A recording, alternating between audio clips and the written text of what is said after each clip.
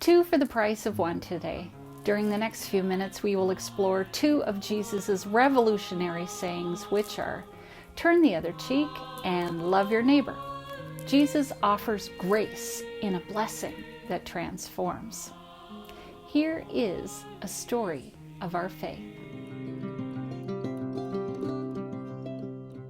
The reading from the 6th chapter of Luke, verses 27 to 38. Jesus continued, saying, "But I say to you, listen, love your enemies, do good to those who hate you, bless those who curse you, pray for those who abuse you. If anyone strikes you on the cheek, offer the other also. And from anyone who takes away your coat, do not withhold even your shirt. Give to everyone who begs from you. And if anyone takes away your goods, do not ask for them again. Do to others as you would have them do to you. If you love those who love you, what credit is that to you? For even sinners love those who love them. If you do good to those who do good to you, what credit is that to you? For even sinners do the same. If you lend to those from whom you hope to receive, what credit is that to you? Even sinners lend to sinners to receive as much again. But love your enemies. Do good and lend, expecting nothing in return.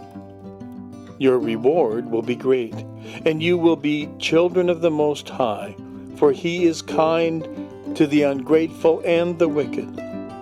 Be merciful, just as your Father is merciful. Do not judge, and you will not be judged. Do not condemn, and you will not be condemned. Forgive, and you will be forgiven. Give, and it will be given to you. A good measure, pressed down, shaken together, running over, will be put into your lap. For the measure you give will be the measure you get back."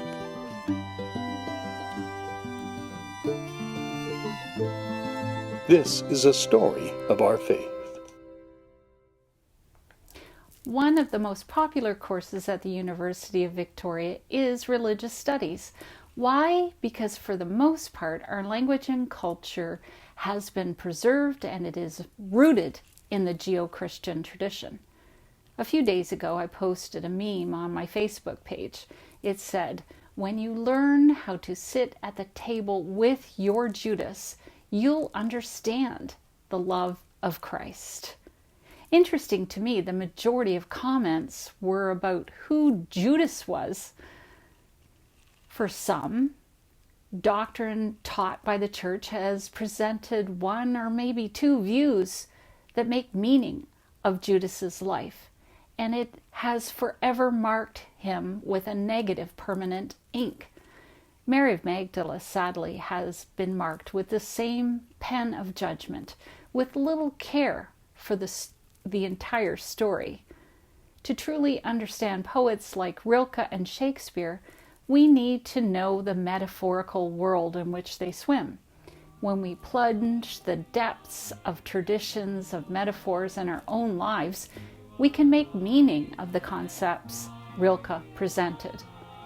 Like threads are weak on their own, but through the process of weaving, we make one cloth, one fabric. Many strands are strong together. The general consensus these days of turning the other cheek is about allowing oneself to be assaulted not once but twice. Some believe it is about perpetuating violence in a sacrificial way. And actually, that's not what Jesus was talking about at all. Think about it. If you've been struck on the cheek, to be hit on the other cheek means you have to look at the person in the eye, confronting your opponent, standing where you are for what you believe rather than running away. Loving your neighbor is not a romantic type of love, but the hard-won love that is found in reconciliation, a third way of being in relationship. The Christian tradition is a deep and rich wisdom tradition. At its best, it offers an emerging understanding of God, and a God that is present to all of it. Learning what to bring with us, bring forward, like the ability to critically debate what the Spirit is saying to us as individuals in the church, is a type of communion that is essential, especially in these challenging times as we work for the common good of all. And we need the truth of it, all of it. These popular sayings are just two threads of the promise of a new life together. In this scripture, the encounter with the holy is one who comes to a level playing field, offering first healing, a blessing, first to those who gather, and then sharing a birthright of blessing and cautions. The promise of non-judgment and forgiveness for the fabric of the kingdom come. Now, these types of understandings of how to be Christian is more like a heaping serving of spinach on our plates. We often know the nutritional boost that spinach offers. The truth of what we are consuming is sometimes hidden behind puff pastry and hollandaise sauce to disguise the truth of what we are consuming. We, the church, are often criticized for saying one thing and then acting another way. And maybe this is true. We know that road that is less traveled. We know the sacrifices that are required and must be endured, and the changes that must be made for the common good. As Christians, we make space for grace to help us on this journey. Grace transforms us, even when we resist. And while the gospel may be good news for all, it is not always easy news for those who are called to follow. In the sacred story, Jesus blesses those who gather and points his followers then and now towards a narrow and difficult path, illuminated only by grace. The rewards are in some ways hard to imagine. Ideas shared in the scripture have a long tradition in the time of Jesus, yet clearly the disciples were having a hard time understanding that they are blessed to be a blessing. A couple weeks ago on my Facebook feed, I saw some photos of the service that we did at Fairfield United Church when we packed up what we thought we could take with us and traveled to the Gary Oak Room. For me anyways, it was like the Exodus story of the Hebrew scriptures. Moses, Miriam, and Aaron encouraged people to get up, pick up what they could carry, and journey out into the desert, a wilderness with a promise of a new land, a place they could call their own, and live in freedom. After 2 years of being separated from everything that we chose to bring along with us, I believe our story has changed because of COVID. Our time in isolation has moved us from the story of Exodus to exile. In this sacred story, the people had been enslaved by the Babylonians, taken to a foreign land. The people had no idea if they would return home, and they had nothing.